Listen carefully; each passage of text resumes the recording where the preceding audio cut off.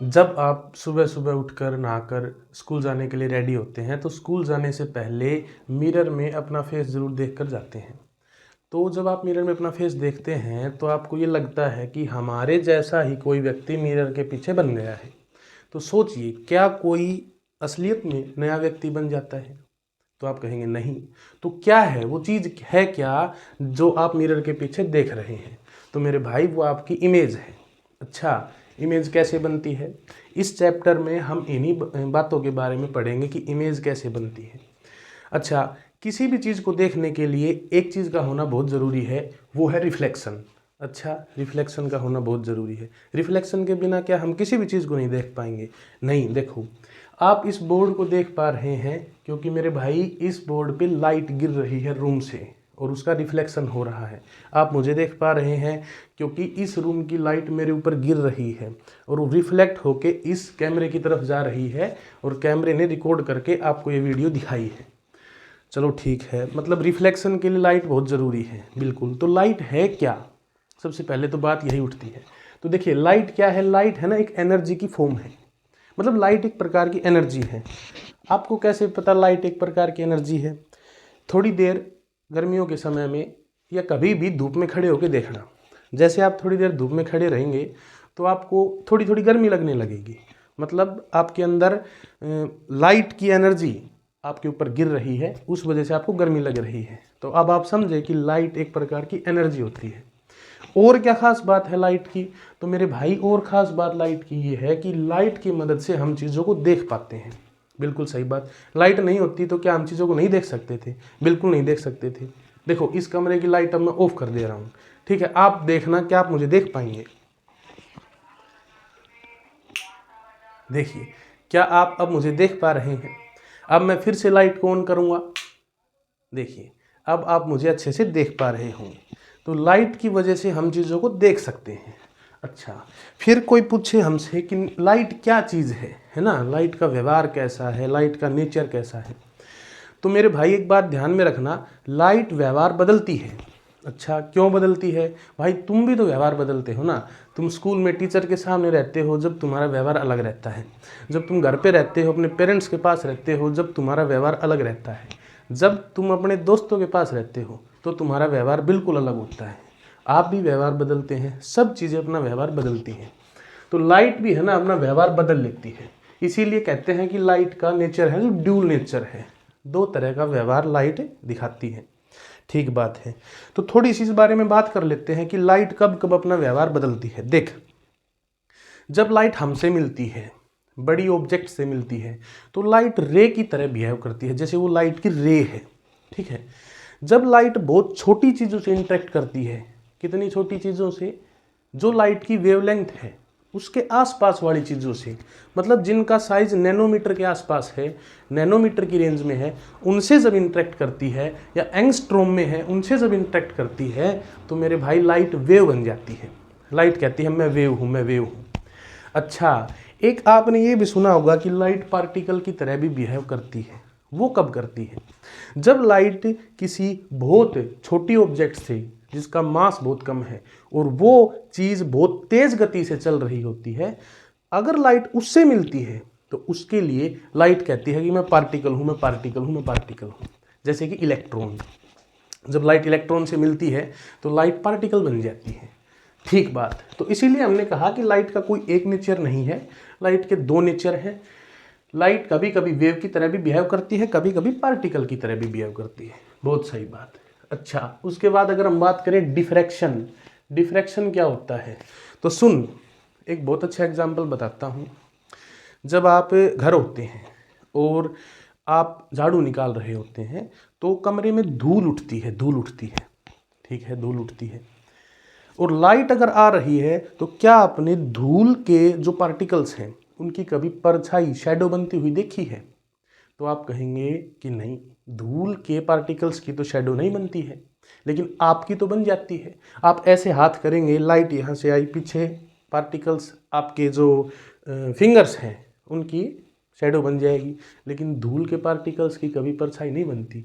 क्यों नहीं बनती? क्योंकि देख, जैसे मान ले ये धूल का पार्टिकल है, लाइट की रे यहाँ से आई, ठीक है, अब लाइट है ना इस पार्टिकल के कॉर्नर से बेंड हो जाएगी, सीधे सीधे जाती जाती अंदर की तरफ बेंड हो जाएगी।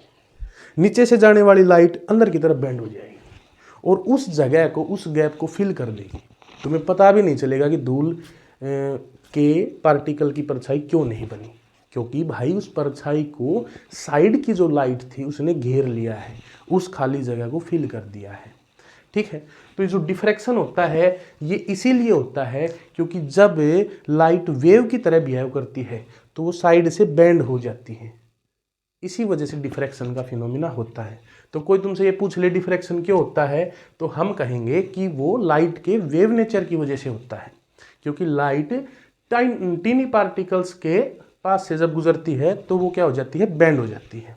बहुत बढ़िया। अब मेन कॉन्सेप्ट है हमारा यहाँ पे reflection of light. Reflection of light क्या होता है, देख ऐसा कुछ नहीं है कि ये बहुत नई चीज़ है। रिफ्लेक्शन के बारे में आपको पता है ना, आपने बहुत क्रिकेट के मैच देखे होंगे, आपको पता है जब बॉलर बॉल फेंकता है, मान लो बॉलर ने ऐसे बॉल फेंकी, यहाँ बाउंस होके बॉल ऐसे चली जाती है, वो रिफ्लेक्शन ऑफ बॉल है। इसी प्रकार सेम वे में, लगभग सेम वे में लाइट रिफ्लेक्ट होती है। बहुत सही है ना। लाइट की रे को अगर हम ऐसे गिराएंगे तो वो रिफ्लेक्ट होके ऐसे चली जाएगी, लाइट की रे को ऐसे गिराएंगे तो वो रिफ्लेक्ट होके ऐसे चली जाएगी, लाइट की रे को बिल्कुल पास पास पास पास पास पास ऐसे गिराएंगे तो वो रिफ्लेक्ट होके बिल्कुल पास पास ऐसे चली जाएगी। बहुत सही, ठीक बात है। तो इसकी डेफिनेशन में हम देख सकते हैं कि process of bouncing back of light rays, वो प्रोसेस, वो प्रक्रिया जिसमें लाइट की रे है ना किसी सरफेस पे गिरने के बाद वापस आती हैं, बाउंस होती हैं, वापस आ जाती हैं उसी मीडियम में। बहुत सही। फिर बात करते हैं लॉज ऑफ रिफ्लेक्शन की, है ना। रिफ्लेक्शन के नियम क्या हैं। ऐसा नहीं है कि आप नहीं जानते हैं, आपने बचपन से इन नियमों को देखा है, एक्चुअल में फील किया है। ठीक है, पहला जो लॉ है वो क्या है कि एंगल आई हमेशा बराबर होगा एंगल आर के। अब सुन, एंगल आई क्या होता है, देख आती हुई रे ने नॉर्मल के साथ जो एंगल बनाया वो एंगल आई होता है, उसको हम एंगल ऑफ इंसिडेंस बोलते हैं। अच्छा, जाती हुई रे ने, ध्यान से देख, जाती हुई रे ने जो नॉर्मल के साथ एंगल बनाया उसको हम एंगल ऑफ रिफ्लेक्शन कहते हैं। और फील कर इस चीज को कि जिस एंगल से लाइट आएगी उसी एंगल से तो जाएगी ना। अगर लाइट की रे ऐसे आती, ऐसे यहां से आती तो वो यहां से जाती, अगर लाइट की रे ऐसे आती तो वो ऐसे जाती। तो हमने इस बात को प्रूव किया कि एंगल ऑफ इंसिडेंस हमेशा बराबर होगा एंगल ऑफ रिफ्लेक्शन के लिए। अच्छा देख, ये बीच में एक डॉटेड लाइन है, ये क्या है, और सोच अगर ये लाइन नहीं होती तो आप लोग एंगल आई का पता ही नहीं कर सकते थे। आप रेफरेंस किसको मानते कि एंगल आई मेजर कहां से करते आप, है ना। तो ये है नॉर्मल। नॉर्मल क्या होता है, कोई लाइट की रे होती है, नहीं नहीं नहीं, नॉर्मल एक लाइन होती है, वो हम खींचते हैं, अपनी मर्जी से खींचते हैं, अपनी सहूलियत के लिए खींचते हैं। इमेजिनरी लाइन होती है नॉर्मल एक, जिसको हम इसलिए खींच देते हैं ताकि हम एंगल्स का मेजरमेंट कर पाएं। नॉर्मल कहाँ कहाँ हो सकता है, कहीं भी हो सकता है, लेकिन एक कंडीशन बहुत ज़रूरी है मेरे भाई कि जो नॉर्मल होगा ना वो सरफेस के परपेंडिकुलर होगा। ऐसा कभी नहीं होगा कि सरफेस ऐसा है और तूने नॉर्मल ऐसे खींच दिया, वो हमेशा सरफेस के परपेंडिकुलर होगा। अगर कोई तरह सरफेस ऐसा है तो नॉर्मल ऐसा होगा, ऐसा है तो ऐसा हो जाएगा, ऐसा है तो ऐसा हो जाएगा, नॉर्मल हमेशा सरफेस के परपेंडिकुलर होगा। बहुत सही, ठीक है। चल, अब जो दूसरा लॉ है इसमें है ना बच्चे क्या करते हैं, इसको है ना रट लेते हैं, है ना, कि incident ray, normal and reflected ray all lie in same plane. अब सोच जरा कह क्या रहा है, सुन, तुझे पता है मेरे भाई, आती हुई रे, रिफ्लेक्टेड रे और नॉर्मल तीनों एक ही सतह पे लाई करते हैं। कैसे करते हैं देख, मैं एक एग्जांपल से दिखाता हूँ। जैसे मेरे पास 3 मार्कर हैं, ठीक है, इनमें से एक को मैं आती हुई रे बनाऊंगा, एक को मैं रिफ्लेक्टेड रे बनाऊंगा, एक को मैं नॉर्मल बनाता हूं। देख आराम से देख, ये है आराम से देखना इसको, ठीक है। देख हमने ये बना लिया, ये है मेरे भाई आती हुई रे, ये वाली रे है आती हुई रे, ये है नॉर्मल, और मान ले ये है रिफ्लेक्टेड रे, ठीक है। एंगल आई एंगल आर बराबर तुम कर ही दोगे, तुम्हें पता है, आती हुई रे, नॉर्मल और रिफ्लेक्टेड रे। ये एंगल आई हो गया, एंगल ऑफ इंसिडेंस, ये एंगल आर हो गया। अब देख इसको जैसे ही मैं थोड़ा तिरछा करता हूँ, ध्यान से देख, ये तीनों एक ही सतह पे हैं, बिल्कुल एक ही सतह पे हैं। यही है रिफ्लेक्शन का दूसरा लॉ कि आती हुई रे, नॉर्मल और reflected ray all lie in same plane. मतलब अगर एक लाइट की रे यहाँ से आएगी तो वो इधर ही जाएगी। ऐसे नहीं है कि मैंने लाइट की रे को यहाँ गिराया और वो ऐसे चली गई, इस तरफ चली गई, और तुम्हें ये बात पहले से ही पता थी कि ऐसा होता है। तो इसकी सेंस यही निकल रही है जो मैंने अभी आपको बताया। बहुत सही। इमेज जैसे शुरू में हमने जिक्र किया था, है ना, कि जब हम घर से बाहर जाते हैं तो मिरर में चेहरा देखते हैं तो पीछे जो चीज़ है जो बनी है वो इमेज है। क्या है वो चीज़, क्यों बन गई वो? देख, इमेज और कुछ नहीं होती, एक अपीयरेंस होती है जो हमें दिखती है, बस असलियत में नहीं होती। हम उसको छू नहीं सकते कि छू के देख लिया ये इमेज बन गई। वो एक अपीयरेंस है, अपीयर हो रही है, दिख रही है वो चीज़। बहुत सही, ठीक है। तो हमने क्या कहा, image is an optical appearance. Light की मदद से अपीयर होने वाली एक चीज है इमेज, ठीक है। और कब बनती है? जब लाइट की रे या तो क्या करें, मिले, या अपीयर्स टू मीट, या हमें लगे मिल रही है पर एक्चुअल में ना मिले। मतलब या तो असलियत में मिल जाए या असलियत में ना मिले, लेकिन हमें लगे कि वो मिल रही है, उसको कहते हैं इमेज, ठीक है। ये कह रखा है कि minimum 2 light rays must involve in making an image. एक लाइट रे मिलेगी किससे, है ना। अभी हमने क्या जिक्र किया कि लाइट की रे का मिलना जरूरी है। अगर लाइट की रे एक होगी मेरे भाई तो मिलेगी किससे?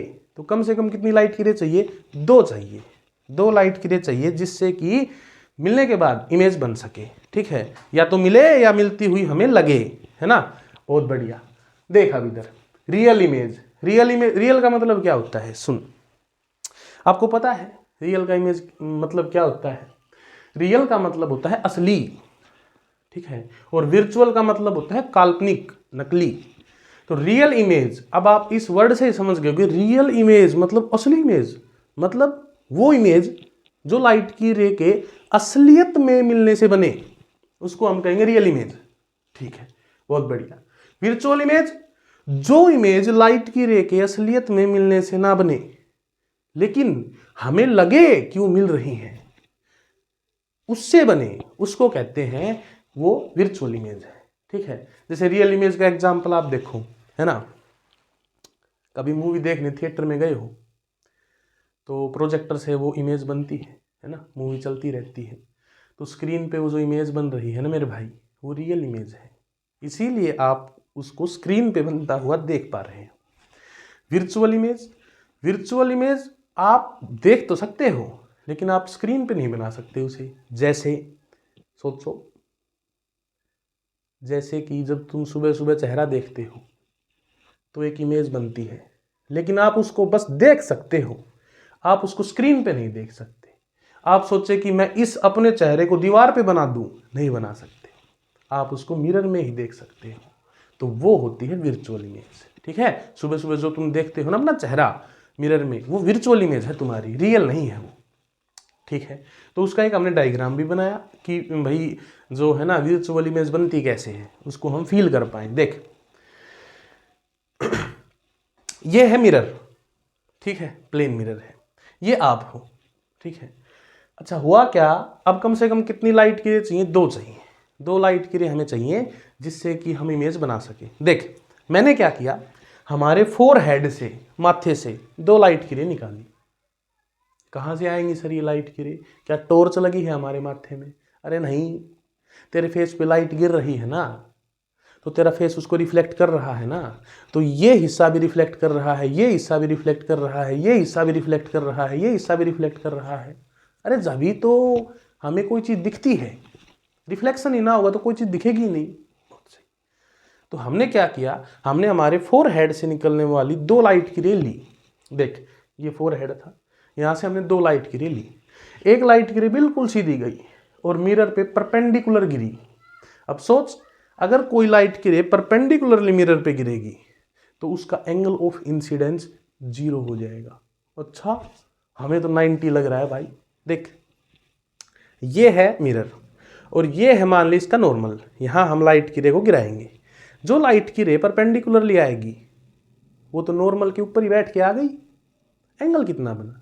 कुछ भी नहीं बना, 0 डिग्री। तो जाएगी भी 0 डिग्री का एंगल बना।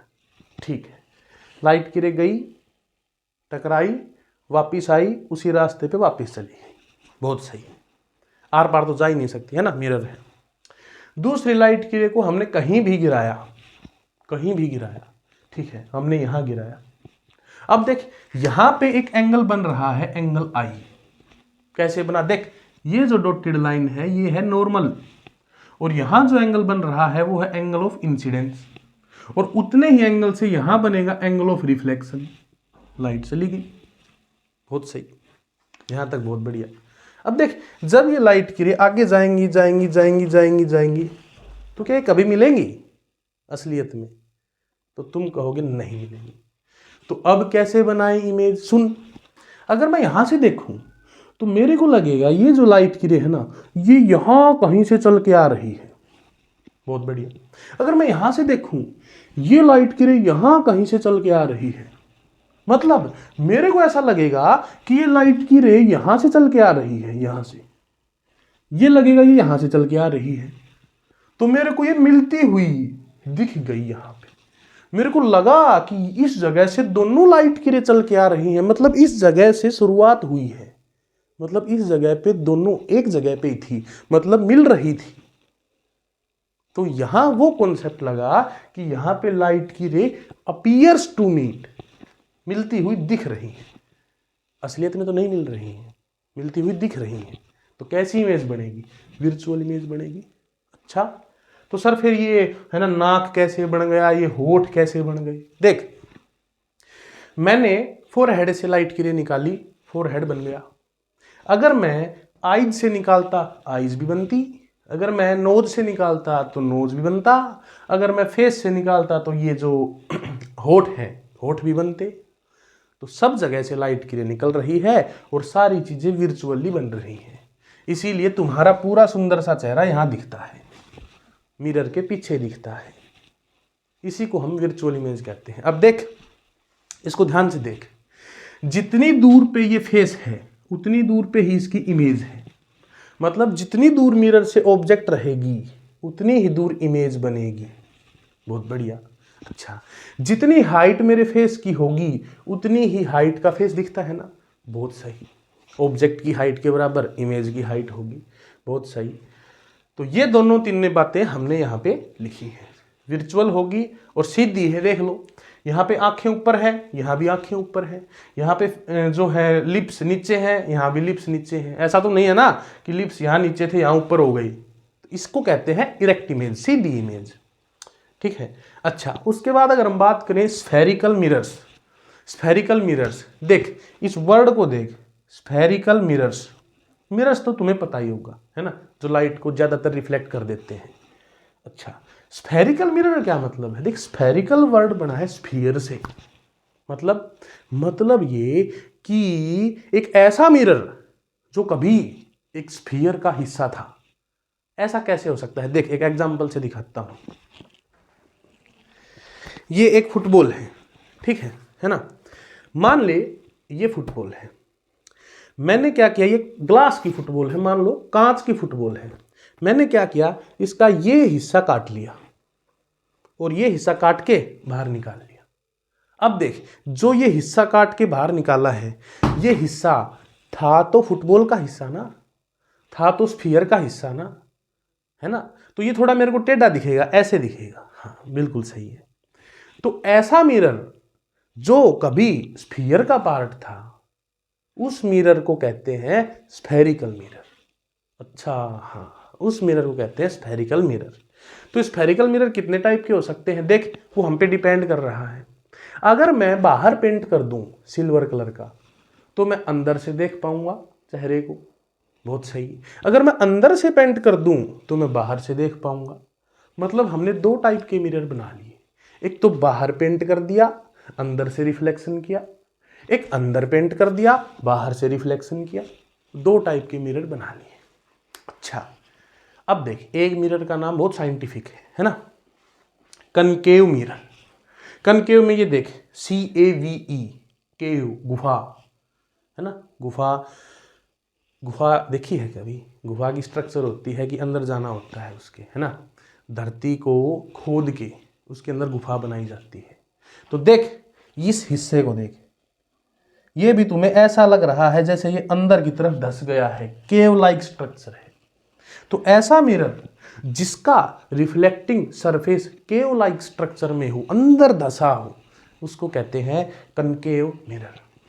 और एक इसका बिल्कुल उल्टा होगा, जिसका रिफ्लेक्टिंग सरफेस बाहर निकला हो, है ना, उसका पेट बाहर निकल रखा हो, उसको कहेंगे कन्वेक्स मिरर। तो यहां तक हो गया, कनकेव मिरर भी समझ गए, कन्वेक्स मिरर भी समझ गए। अच्छा सुन, अब देख, ये जो है ये किसी स्फीयर का पार्ट था, बहुत सही, बिल्कुल था। उस स्फीयर का कोई सेंटर होगा, बहुत सही होगा। अब ये सेंटर क्या स्फीयर का है? नहीं, स्फीयर तो है ही नहीं। तो ये सेंटर अब किसका है? देख, ये स्फीयर नहीं है, पर ये कर्व है, कर्व है, कर्वेचर है, ये कर्व है। तो ये सेंटर अब स्फीयर का ना होके इस कर्व का है, इसलिए इस सी को बोलते हैं मेरे भाई सेंटर ऑफ कर्वेचर। हाँ, बहुत सही, ठीक है, समझ गए, बहुत सही। अब देख, सेंटर ऑफ कर्वेचर से और स्फीयर की दूरी को रेडियस कहते हैं, है ना। तो इस दूरी को अब बोलेंगे रेडियस ऑफ कर्वेचर। अब रेडियस ऑफ स्फीयर नहीं बोलेंगे, क्योंकि स्फीयर तो था ही है ही नहीं ना, अब उसमें से तो काट के हमने बाहर निकाल लिया। बहुत सही, सेम जो कहानी है वो इसमें होगी। अब इसका देख, सेंटर राइट साइड को बनेगा, क्योंकि अगर इसका मैं स्फीयर बनाऊं तो वो राइट साइड को बनेगा, तो सेंटर भी राइट साइड को बनेगा। इसका मैं स्फीयर बनाऊं तो लेफ्ट साइड को बनेगा, तो सेंटर भी लेफ्ट साइड को बनेगा। अच्छा, तुमने एक चीज नोटिस की मैंने इन दोनों का जो रिफ्लेक्टिंग सरफेस है, जिस तरफ से रिफ्लेक्शन होगा, वो लेफ्ट साइड कर रखा है। क्यों कर रखा है? क्योंकि कन्वेंशनली हम ऑब्जेक्ट्स को लेफ्ट साइड ही रखेंगे। ऑब्जेक्ट लेफ्ट साइड रख दूं और रिफ्लेक्टिंग सरफेस राइट साइड रख दूं, तो ऑब्जेक्ट तो इंतजार करती रहेगी ना मेरी इमेज कब बनेगी, क्योंकि उसको कोई रिफ्लेक्ट करेगा ही नहीं, है ना। इसीलिए रिफ्लेक्टिंग सरफेस को लेफ्ट साइड रखते हैं, ताकि ऑब्जेक्ट भी लेफ्ट साइड हो और फिर उसकी इमेज बन जाए, ठीक है।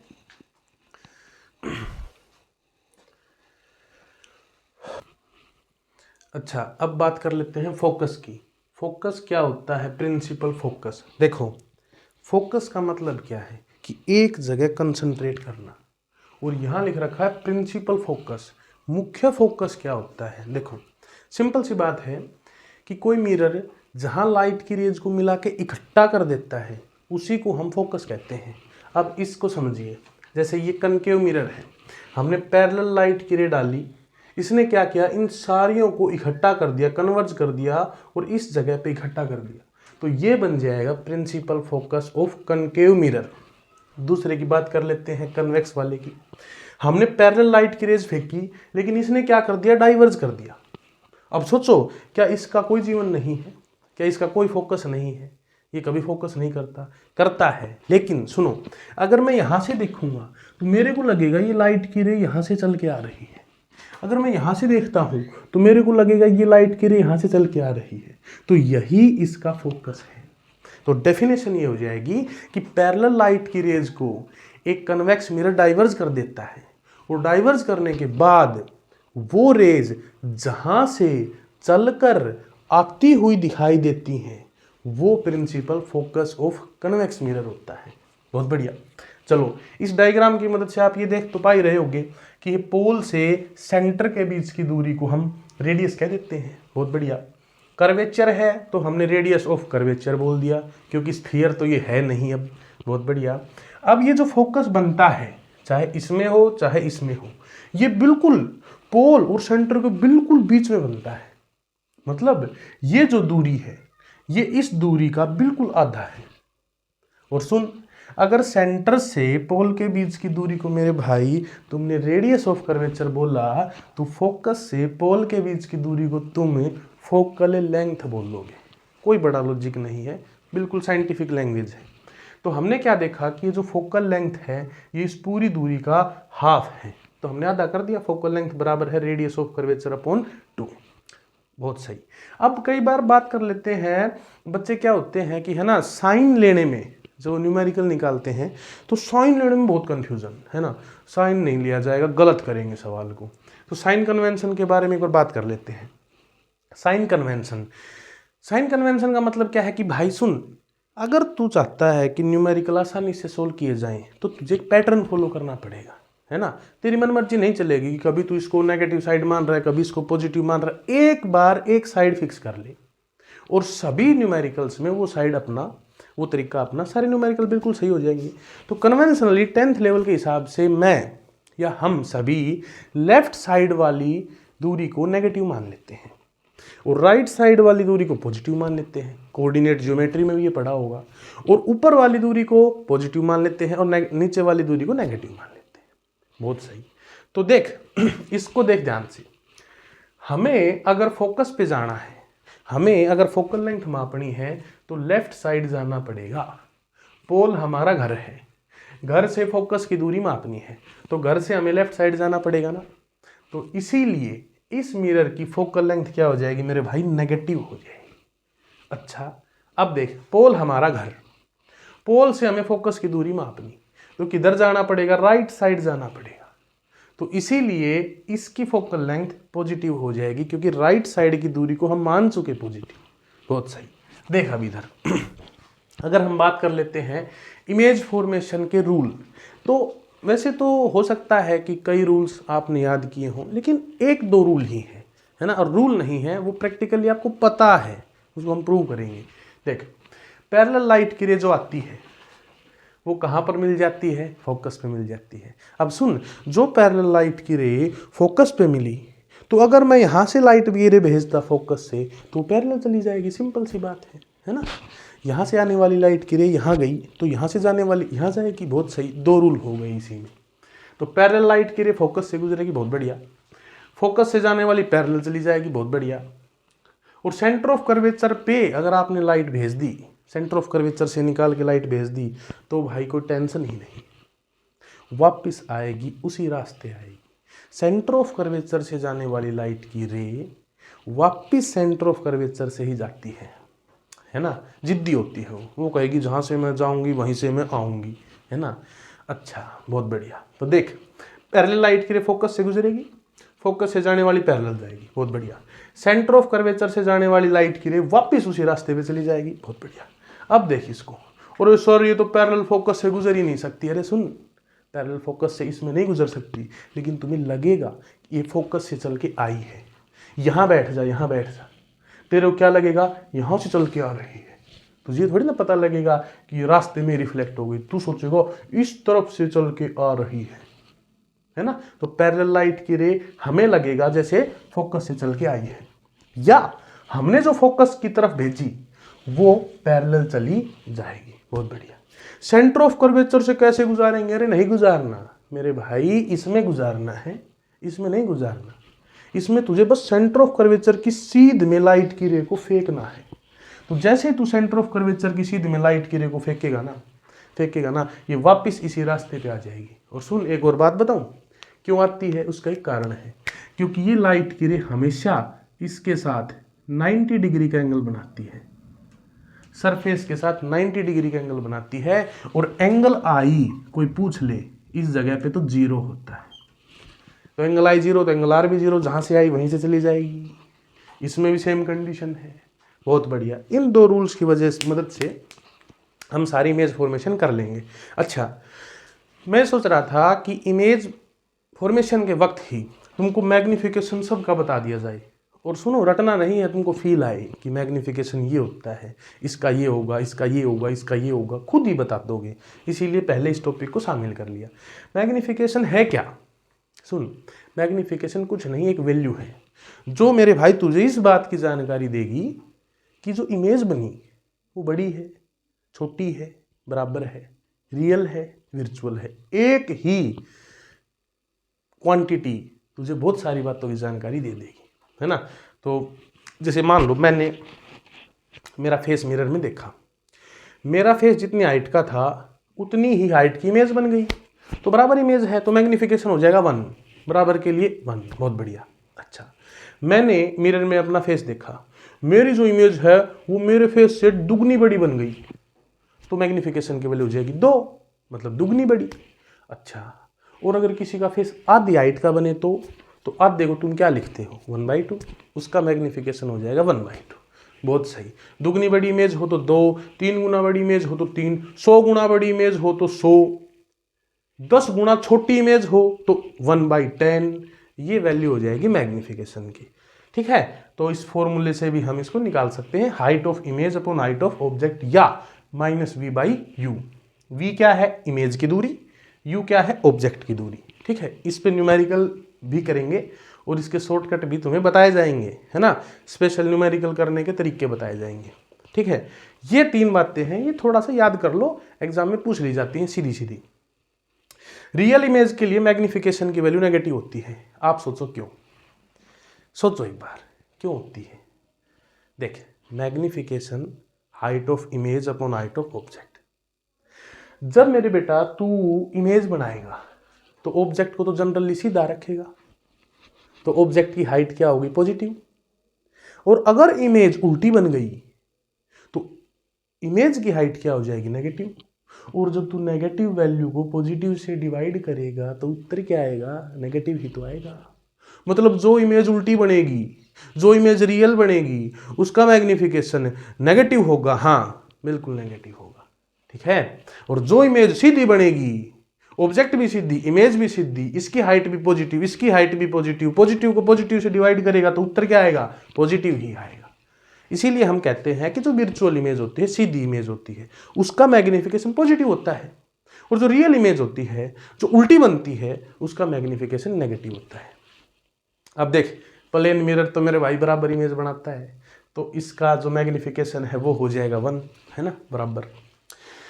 कन्वेक्स मिरर है ना, बेचारा जिंदगी से दुखी है वो मिरर, वो हमेशा इमेज है ना छोटी बनाता है, छोटी बनाएगा। तुम कभी भी देख लेना, तुम अपने घर पे है ना चम्मच को देखना, टी स्पून को देखना, ऐसे करके, है ना, तुम्हारा मुंह इतना बड़ा है ना, तुम इतने से दिखोगे उसमें, देखना, है ना, तो तुम्हारे फेस की छोटी सी इमेज बना दी। अब छोटी इमेज तो मैग्निफिकेशन 1 से कम, बराबर में 1 के बराबर, बड़ी इमेज में 1 से बड़ा, बहुत बढ़िया। कनकेव, कनकेव भाई वेराइटी ऑफ इमेज बनाता है ना, बड़ी भी बना देगा। तुम कहोगे भाई कनकेव बड़ी इमेज दे दे यार, बड़ी बना देगा। तुम कहोगे भाई कनकेव यार प्लीज बराबर इमेज बना दे, बराबर भी बना देगा। तुम कहोगे भाई कनकेव यार मेरे को रियल इमेज चाहिए, रियल भी बना देगा। तुम कहोगे भाई कनकेव आज तो वर्चुअल की जरूरत है, वर्चुअल भी बना दे देगा। ऐसा मिरर है ना, बहुत फ्रेंडली मिरर है ना। तो इसके आगे जो नेक्स्ट स्लाइड होगी उसमें हम रे डायग्राम्स और उसके साथ ही मैग्निफिकेशन की वैल्यूज भी बनाना सीखेंगे। रे डायग्राम सारे हो जाएंगे इससे नेक्स्ट स्लाइड में, ठीक है। स्क्रीनशॉट लेना चाहो तो ले सकते हो। अब देखो इस स्लाइड में हम कनकेव मिरर और कन्वेक्स मिरर के रे डायग्राम्स के बारे में जानेंगे, ठीक है। तो रे डायग्राम समझने से पहले मैं तुम्हें एक बहुत बढ़िया तरीका बताता हूँ, उसको फॉलो करना, ठीक है। मान लो तुम्हारा एक दोस्त है जिसके पास एक बहुत बड़ा ट्रक है ना, तो उस ट्रक की ही हम इमेज बनाएंगे, उसको अलग अलग जगह पे हम बुलाएंगे और फिर इमेज बनाएंगे, ठीक है। तुम्हारे पास एक कनकेव मिरर है, ऐसे रखा है। तुमने अपने दोस्त को कहा कि भाई तू अपना ट्रक लेके दूर चला जा, बहुत दूर चला जा, ठीक है। सुन, जब वो ट्रक बहुत दूर खड़ा होगा तो तुझे उस ट्रक की हाइट का अंदाजा नहीं होगा कि वो ट्रक कितना ऊंचा है, तुझे ये भी नहीं पता होगा कि वो ट्रक सीधा है उल्टा है। मतलब जब ट्रक बहुत दूर होगा तो लाइट की रे पैरेलल आएंगी, ऑब्जेक्ट को आधा ऊपर रखेंगे प्रिंसिपल एक्सिस से, आधा नीचे रखेंगे, क्योंकि हमें पता नहीं कि वो ट्रक सीधा खड़ा है कि उल्टा खड़ा है। तो आधा ऊपर रखा ऑब्जेक्ट, आधा नीचे रखा, और बहुत दूर से जो लाइट की रे आएंगी वो तो मेरे भाई पैरेलल ही आएंगी, है ना। तो पैरेलल लाइट की रे आई, और पैरेलल लाइट की रे तुम्हें पता है फोकस पर मिल जाती है, और फोकस पर मिली तो इमेज बनी फोकस पे। भाई कितनी बड़ी इमेज बनी, अरे इमेज की हाइट प्रिंसिपल एक्सिस से मापो, है ना। मान लो ये प्रिंसिपल एक्सिस है, यहाँ इमेज बन गई, ठीक है।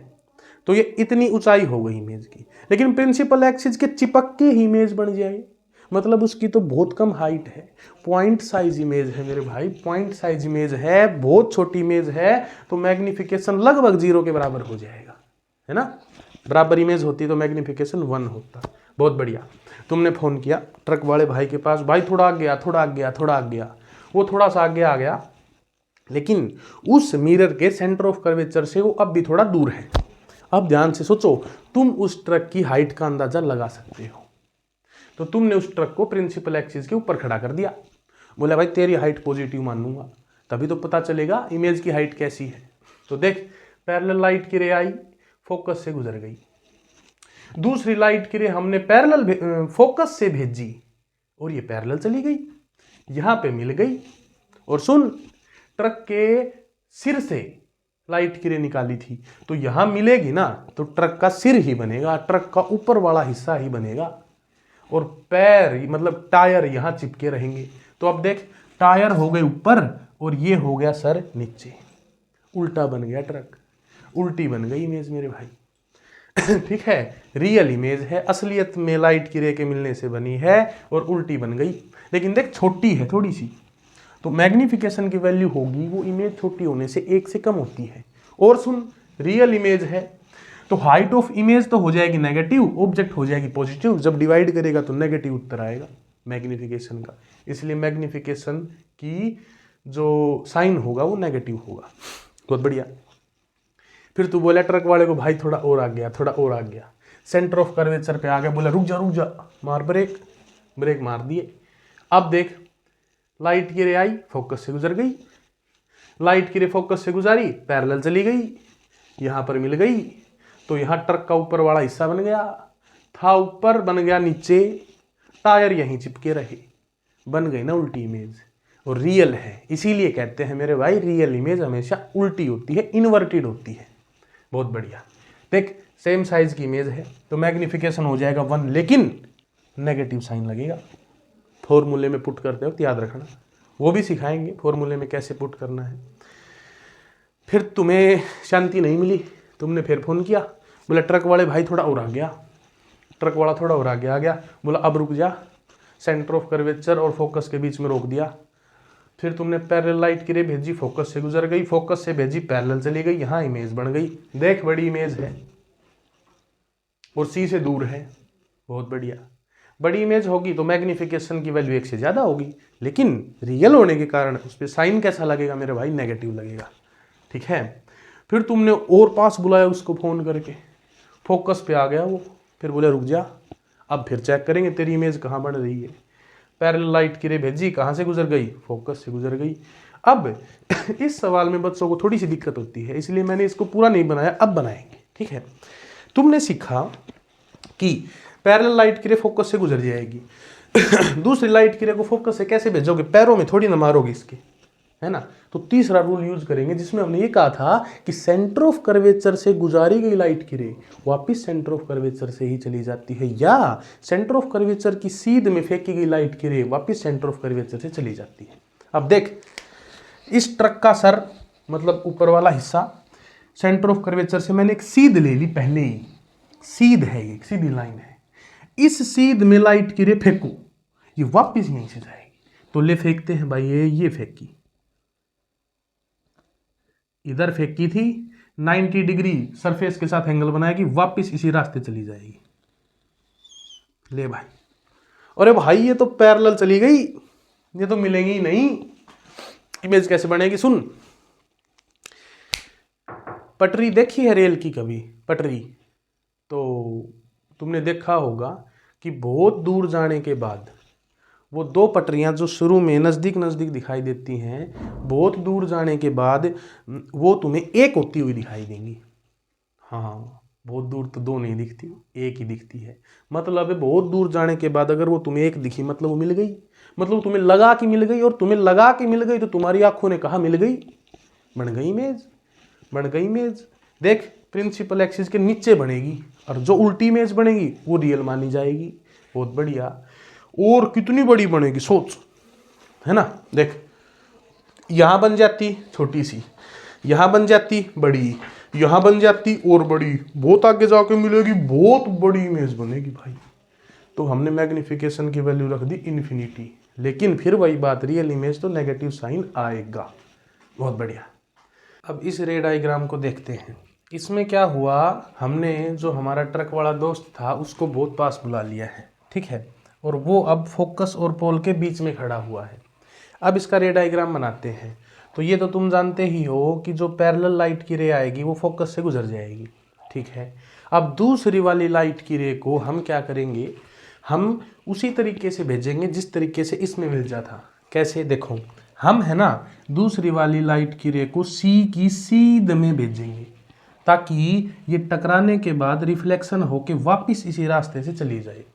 अब सी की सीध लेने के लिए मैंने पहले से ही एक डॉटेड लाइन खींची हुई है, जो लाइन सी से और इस ऑब्जेक्ट के हेड से गुजर रही है टच होते हुए। टच क्यों करवाई, क्योंकि रे भी तो टच होकर ही निकलेगी ना।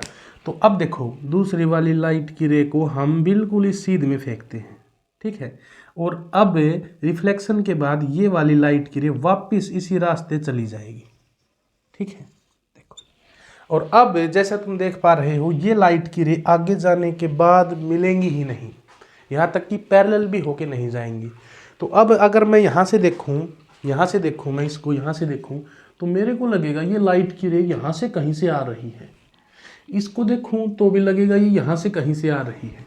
और अगर मैं इन दोनों लाइट्स की रे को पीछे बढ़ा दूँ तो ये दोनों लाइट्स की रे एक ऐसे पॉइंट से निकल कर आती हुई दिखाई देंगी, और वही जो हमारा पॉइंट होगा वहाँ हमारी बन जाएगी मेरे भाई इमेज, और ये बन गई है अपनी इमेज।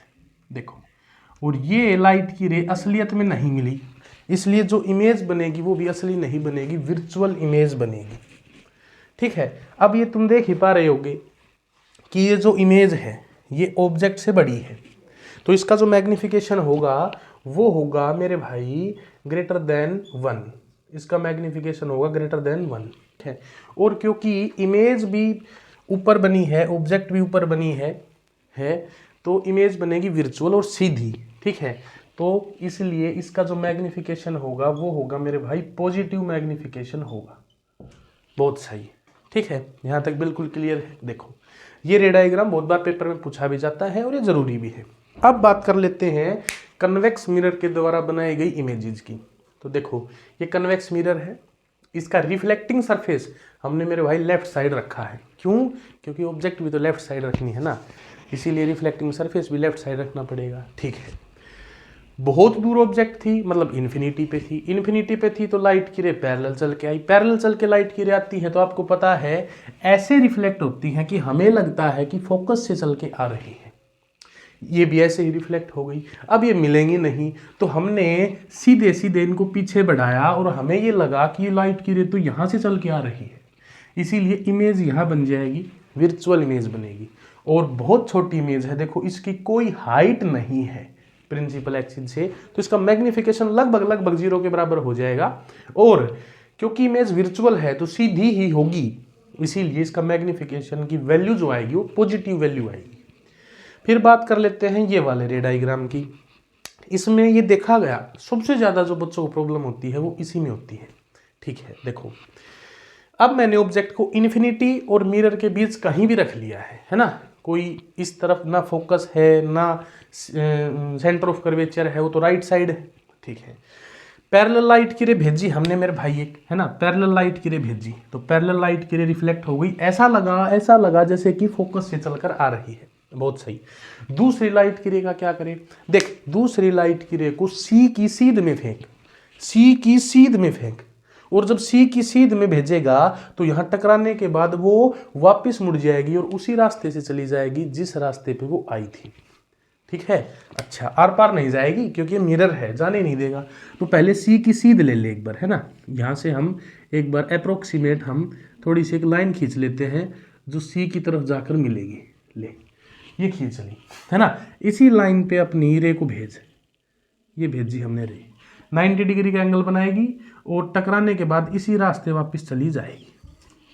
मिलेंगी तो नहीं, है ना, लगेगा जैसे यहाँ से चल के आई है, इसको देखेंगे लगेगा जैसे यहाँ से चल के आई है। तो ये वो पॉइंट है जहाँ पे हमें लग रहा है कि ये रे चल के आई है, ये वो पॉइंट है जहाँ अपनी इमेज बन जाएगी। और मेरे बेटा क्योंकि असलियत में लाइट की रे के मिलने से ये इमेज बनी ही नहीं है, तो ये जो इमेज होगी विर्चुअल होगी।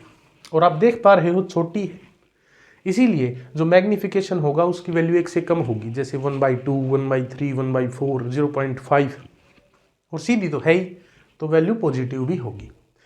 तो इस स्लाइड में हमने ये देखा कि कैसे सारे रे डायग्राम्स बनते हैं और वो अच्छे से हमने सीख भी लिए। आप इसका स्क्रीनशॉट भी ले सकते हैं, ठीक है। अगली स्लाइड में हम आगे के चैप्टर को कवर करेंगे। आइए इस स्लाइड में हम इनके कनकेव मिरर और कन्वेक्स मिरर के यूज देख लेते हैं। अब भाई बताऊं, सबसे मजेदार चीज इस चैप्टर में यही है, क्योंकि हमने ये चैप्टर पढ़ा ही क्यों, ताकि इस चैप्टर से जो हमें नॉलेज मिली उसको हम डेली लाइफ में यूज कर सके, और वो हम यूजेस में देख ही पाएंगे। अब क्या यूजेस हैं इनके, देखो कनकेव मिरर का यूज। सबसे पहले मैं तुम्हें एक बात बता देना चाहता हूं, कनकेव मिरर क्या करता है, आती हुई लाइट की रेज को इकट्ठा करता है, कन्वर्ज करता है। तो जिस फिनोमिना में भी तुम्हें ये दिख जाए ना कि लाइट की रेज मिल रही है, इकट्ठी हो रही है, तो ये सोच लेना मेरे भाई कनकेव मिरर का यूज हुआ है। ठीक है, देखो शेविंग मिरर, शेविंग मिरर मतलब शेव बनाने वाला मिरर। अच्छा, तुम एक बात सोचो, जो व्यक्ति शेविंग करेगा वो क्या चाहेगा कि शेव करते वक्त उसके चेहरे पे है ना अच्छे अच्छे से शेव हो जाए, है ना, कोई बाल वगैरह ना बच जाए, है ना। तो वो क्या चाहेगा कि मेरा चेहरा बड़ा दिखे, मेरा चेहरा नॉर्मल साइज से बड़ा दिखे। अब सुनो, अभी अभी तुमने रे डायग्राम्स पढ़े, बताओ कौन सा मिरर ऐसा था जिसमें ऑब्जेक्ट की इमेज बड़े साइज की बन जाती थी? तो तुम्हारा जवाब होगा कि कनकेव मिरर था भाई। कनकेव मिरर में जो इमेज बनी वो बड़ी बनती है, और कब बनती है, जब ऑब्जेक्ट को फोकस के भी नजदीक रख दिया जाता है। अब देख, मान ले ये मिरर है, मैं शेव बनाऊंगा तो ऐसे तो बनाऊंगा नहीं कि मिरर को दीवार पे टांग दिया और मैं दूर खड़ा हो गया 20 फीट, है ना, मैं पास जाऊंगा मिरर के, और जब ही तो शेव बनाऊंगा तो मैं ऑटोमेटिकली उस मिरर के फोकस के पास आ जाऊंगा, तो मेरे चेहरे की जो इमेज बनेगी वो सीधी भी बनेगी और बड़ी भी बनेगी, और मैं अच्छे से सेव बना पाऊंगा। बहुत बढ़िया। दूसरा, in torch is vehicle headlights and search lights. देख टॉर्च करती क्या है, टॉर्च क्या करती है, उसके अंदर जो बल्ब है उससे है ना सभी डायरेक्शंस में लाइट किरणें निकलती है, और टॉर्च के पीछे, उस बल्ब के पीछे एक मिरर लगा दिया जाता है, ठीक है। वो क्या करेगा, उनसे निकलने वाली लाइट की रेज को कन्वर्ज कर देगा, और कन्वर्ज करके पैरेलली भेज देगा। और ये बात तू पढ़ चुका है मेरे भाई, कि अगर फोकस से लाइट की निकलेगी तो कनकेव मिरर में रिफ्लेक्शन के बाद वो पैरेलल जाएगी। मतलब एक कनकेव मिरर है, एक बल्ब है, फोकस पे रख दे, फोकस से लाइट किरण निकलेगी और रिफ्लेक्शन के बाद वो पैरेलल चली जाएगी, और हम सारी लाइट को एक ही डायरेक्शन में भेज पाएंगे, ठीक है। बहुत बढ़िया। गाड़ियों की हेडलाइट में भी यही काम होता है, हमें लाइट की रे फैलानी थोड़ी ना है, हमें इकट्ठा करके एक डायरेक्शन में भेजनी है ताकि सामने की चीज हम देख पाए। बहुत सही। Use by dentist and other doctors, देखो ये लिख रखा है। अब सुन, मान लो हमारे दांत में कोई कैविटी हो गई, हम डॉक्टर के पास जाएंगे, ठीक है। दांत बहुत छोटा और मेरे भाई कैविटी उससे भी छोटी, तो डॉक्टर कैसे देखेगा? डॉक्टर को चाहिए एक ऐसी चीज जिससे कि उस कैविटी की बड़ी इमेज बन सके। फिर वही बात, कौन सा मिरर है जो बड़ी इमेज बना सकता है? सर कनकेव मिरर है। बहुत सही, कनकेव मिरर है, बड़ी इमेज बनाएगा, सीधी इमेज बनाएगा। तो डॉक्टर के पास है ना एक स्पून सी होती है, उसके ऊपर एक मिरर लगा होता है। जब हम डॉक्टर के पास जाते हैं ना तो उस स्पून को हमारे माउथ के अंदर डाल देता है। और अगर मैं बात करूं, थोड़ा सा समझाने की बात करूं, तो जैसे ये हमारा टीथ है, ठीक है, और टीथ के ऊपर यहाँ कैविटी हो रखी है, तो डॉक्टर अपनी स्पून से एक कनकेव मिरर हमारे माउथ में ऐसे डाल देता है, और इस कैविटी की बड़ी इमेज यहां बन जाती है, और डॉक्टर देख लेता है, साफ साफ उसको दिख जाती है कि इस भाई के, इस बंदे के कैविटी कहाँ है, क्या दिक्कत है। बहुत सही। अगली बात है यूज इन सोलर फर्नेसीज। सोलर फर्नेसीज का मतलब होता है कि सोलर एनर्जी को हम हीट एनर्जी में कन्वर्ट करने के लिए जिस चीज का यूज करते हैं, जैसे लाइट की रेज आई, ठीक है, उन लाइट की रेज को इकट्ठा करके एक जगह पे फोकस कर देते हैं, तो क्या होता है, एक ही जगह पे बहुत सारी लाइट की रे गिरती हैं, बहुत सारी एनर्जी एक ही जगह इकट्ठी हो जाती है, और वो चीज गर्म हो जाती है।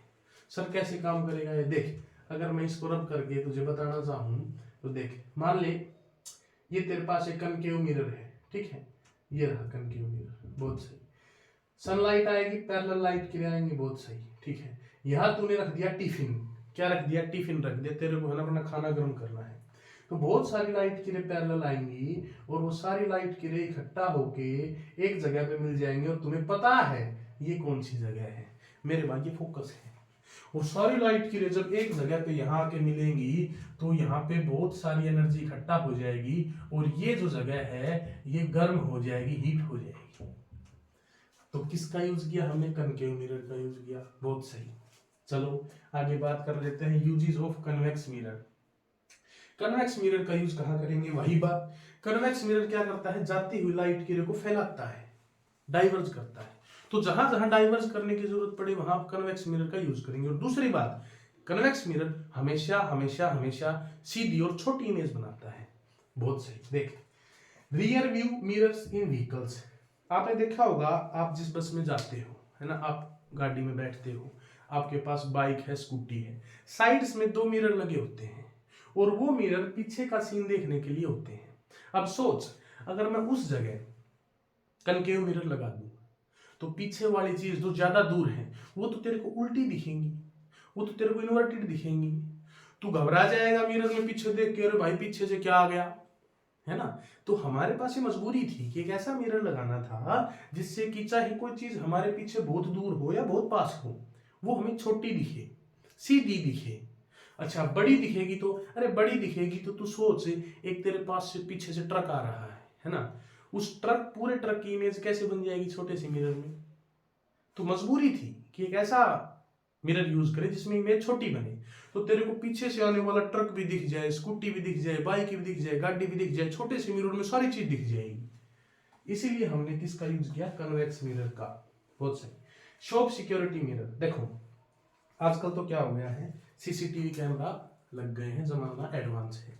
पहले क्या होता था, जैसे एक दुकान है, उसका मालिक है, वो एक जगह पे बैठा होता था, जैसे एक कमरा है, इस कोने में उसने एक बड़ा कन्वेक्स मिरर लगा लिया। अब उसमें क्या होता था, वो सिर्फ उस कन्वेक्स मिरर में देख के पूरे दुकान में जो भी कस्टमर घूम रहा है, जो भी कोई कुछ कर रहा है, उसमें वो इमेज देख लेता था।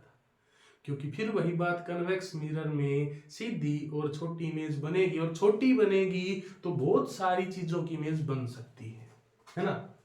एक और भी पॉइंट हो सकता है कि कन्वेक्स मिरर अपने पीछे लार्ज एरिया को कवर करता है, बहुत ज्यादा एरिया की इमेज बना सकता है, वाइडर फील्ड ऑफ व्यू होता है। ये बात भी आप लिख सकते हैं। और तीसरी बात, स्ट्रीट लाइट्स। अब सुन, स्ट्रीट लाइट है ना, क्या चाहेंगे हम कि स्ट्रीट लाइट कैसी हो? क्या आप ये चाहेंगे कि स्ट्रीट लाइट ऐसी हो कि एक ही जगह पे रोशनी गिराए, या ऐसे चाहेंगे कि स्ट्रीट लाइट ऐसी हो कि स्ट्रीट में लाइट बिखेर के दूर तक फैलाए? तो फिर वही बात, हमें अब की बार लाइट की रे फैलानी है, डाइवर्ज करनी है। कौन करेगा? कन्वेक्स मिरर करेगा मेरे भाई। ठीक है। अच्छा, तो ये अपना जो थ्योरी का पोर्शन था ये यहां तक हो गया है। ठीक है, सब कुछ कंप्लीट हो चुका है। बोर्ड लेवल का, सीबीएसई बोर्ड लेवल का थ्योरी का पोर्शन जो था वो पूरा हो गया है। ठीक है, एक वर्ड आता है अपर्चर। अपर्चर, बहुत बच्चों को इसमें कंफ्यूजन है। अपर्चर क्या होता है? अपर्चर, देख, अपर्चर क्या होता है? अपर्चर को नॉर्मली आप ये फील कर सकते हो, height of mirror.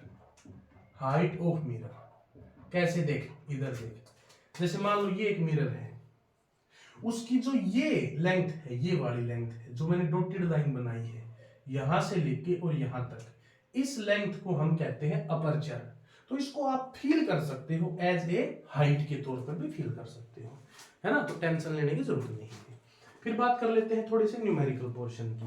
Numerical portion पे हालांकि एक अलग वीडियो आएगी जिसमें परफेक्टली पीवाईक्यू भी सोल्व करवाए जाएंगे और बहुत अच्छे से ट्रिक बताई जाएगी।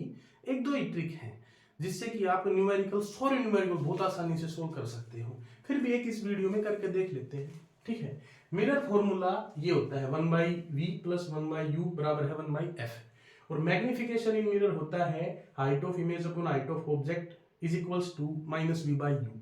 अच्छा, मिरर फॉर्मूला बना के जरूरत क्या पड़ी? देख सुन, जब हम पीछे रे डायग्राम बना रहे थे तो तुमने एक चीज नोटिस की कि जब ऑब्जेक्ट दूर थी तो इमेज फोकस पे बनी, जब ऑब्जेक्ट पास आई तो इमेज थोड़ी दूर बनी, जब ऑब्जेक्ट और पास आई तो इमेज थोड़ी दूर बनी, जब ऑब्जेक्ट और पास आई तो इमेज और दूर बनी, जब ऑब्जेक्ट और पास आई इमेज और दूर बनी, और जब ऑब्जेक्ट बहुत पास आ गई तो इमेज दूसरी तरफ बनी।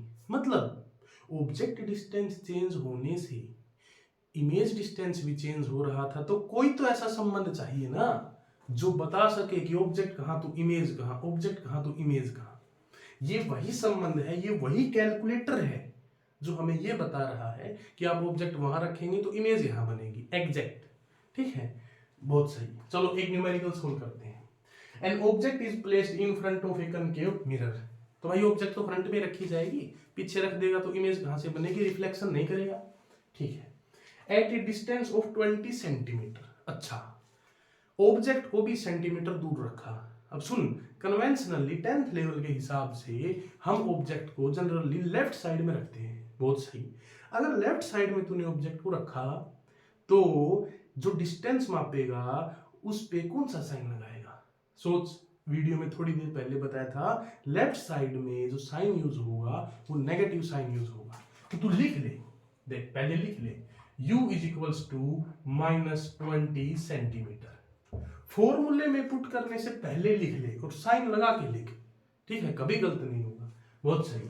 ठीक है, फाइंड पोजीशन। पोजीशन मतलब ये कह रहा है कि इमेज कहां बनी है बताओ, मतलब v पूछ रहा है, v पूछ रहा है ना। हमसे क्या पूछा? v को भी लिख ले और आगे लगा दे क्वेश्चन मार्क, क्योंकि v तो हमें पता नहीं है। बहुत सही। ठीक है, मैग्निफिकेशन पूछा है, मतलब हमें m की वैल्यू भी बतानी है, ये भी बता देंगे। ठीक है, क्वेश्चन मार्क लगा ले। ये मैं तरीका बता रहा हूं एक न्यूमेरिकल को सोल्व करने का। ठीक है, if focal length of lens, lens नहीं मिरर आएगा क्योंकि मिरर पढ़ रहे हैं ना, तो मिरर आएगा यहाँ पे। If focal length of mirror is 15 centimetre. अच्छा, फोकल लेंथ वो दे दी भाई, अब तो मौज होगी 15 सेंटीमीटर। अब सोच, साइन फोकल लेंथ पे भी लगेगा, कौन सा लगेगा, पॉजिटिव या नेगेटिव? ठीक, वीडियो में हमने देखा कि कनकेव मिरर का जो फोकस होता है वो लेफ्ट साइड होता है। हाँ, और लेफ्ट साइड वाली दूरी को आप कैसे, किस साइन से रिप्रेजेंट करेंगे? माइनस से करेंगे। बस इतना अगर तूने मेरे भाई कर लिया ना, फिर कुछ नहीं बचा न्यूमेरिकल में, फिर तो हो गया। अब लगा formula 1/v plus 1/u is equals to 1/f। तुझे क्या चाहिए? सर हमें तो v चाहिए। भाई हमें तो v चाहिए। सुन, v निकालने से पहले तू 1/v निकाल ले और फिर उसको पलट देना, रेसिप्रोकल कर देना, v आ जाएगा। ठीक है, अगर यहां से मैं 1/v निकालना चाहूं तो 1/v is equals to 1/f minus 1/u। बहुत सही। ठीक है, आगे सोल्व करते हैं, वैल्यू पुट करो। तो 1/v is equals to 1/f, f की वैल्यू बता, -15। तो लिख -15 मेरे भाई, लिख -15 प्लस 1/u, यहां माइनस और 1/u। देख u की वैल्यू क्या है? -20, तो लिख यहां पे -20। ठीक है, बहुत सही। अब देख ये माइनस ऊपर भेज सकते हैं, है ना, यहां भेजेंगे, इस माइनस को ऊपर भेजो। तो 1/v की वैल्यू क्या आ गई है? देखो -1/15, और देखो ये माइनस ऊपर जाएगा, एक माइनस पहले है, प्लस हो जाएगा, प्लस 1/20। बहुत सही। एलसीएम लेते हैं, चल ठीक है। 15 और 20 का एलसीएम क्या होगा? देख बहुत शॉर्ट तरीका बताता हूं। जो भी बड़ी संख्या है ना उसका टेबल पढ़ दे, पहाड़ा पढ़ दे। 20 एक कम 20, क्या 20 15 से भाग होगा? नहीं होगा। 20 दूनी 40, क्या 40 15 से डिवाइड होगा? नहीं होगा। 20 तिया 60, 60, अरे हाँ 16 तो इससे भी डिवाइड हो जाएगा, इससे भी हो जाएगा, तो यही है एलसीएम। चल 15 4 जा 60, 4 को -1 से मल्टीप्लाई करके आएगा -4। 20 3 जा 60, 3 को 1 से मल्टीप्लाई करके आएगा 3। ये आंसर आया अपना -1/60। और सुन, अब ये आंसर नहीं है, अब ये 1/v की वैल्यू आई है। हमें क्या चाहिए था? हमें तो v चाहिए था भाई। तो v निकालने के लिए इसको रेसिप्रोकल कर दे, v की वैल्यू आ गई -60 सेंटीमीटर। अब देख फिजिक्स ने कितना अच्छा हमको कैलकुलेटर दिया। हमें पता करने की जरूरत नहीं है कि इमेज जो है वो किधर बनेगी, खुद बता दिया इसने, -60 मतलब लेफ्ट साइड बनेगी भाई। अच्छा, तो यही है, हमें वैल्यू पुट करते वक्त साइन का ध्यान रखना है, रिजल्ट क्या आएगा उसकी टेंशन हमें लेनी नहीं है, अपने आप देगा, फिजिक्स का कैलकुलेटर देगा। बहुत बढ़िया। ठीक है, अच्छा कहता है मैग्निफिकेशन और निकाल दे। तो मैग्निफिकेशन का फॉर्मूला आप जानते ही हो, है ना, height of image upon height of object. ये तो नहीं है, कहां से लाए? अरे तो एक और भी तो है ना, माइनस वी बाई यू। तो माइनस वी बाई यू लगा, minus v by u. Minus v की वैल्यू कितनी है? -60। देख बेटा गलती मत कर देना, साइन का ही खेल है सारा, है ना। माइनस, ये माइनस, v की वैल्यू -60, एक और -60 लिखा हमने, और u की वैल्यू क्या थी? u की वैल्यू थी -20।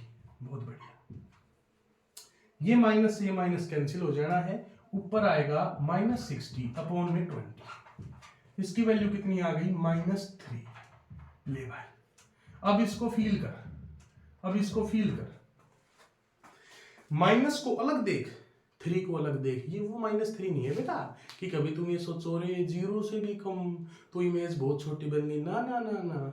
ये माइनस तो डायरेक्शन को बता रहा है, ये माइनस कुछ और चीज बता रहा है, और 3 कुछ और चीज बता रहा है। तो तोड़ के पढ़े, हमेशा हमेशा लाइट चैप्टर में साइन को अलग पढ़ना, वैल्यू को अलग पढ़ना, जिंदगी में कभी मात नहीं खाएगा।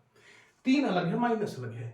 अच्छा भाई, माइनस मैग्निफिकेशन में मतलब रियल इमेज है, उल्टी बनी है, बहुत बढ़िया। और 3 मतलब 3 गुना बड़ी, हाँ 3 गुना बड़ी इमेज बनी है। तो हम लिख सकते हैं कि जो इमेज है वो लार्ज है, बट इमेज जो है वो रियल है। यहीं से लिख सकते हैं कि जो इमेज है वो रियल है, और रियल इमेज हमेशा कैसी होती है? इन्वर्टेड होती है। बहुत बढ़िया।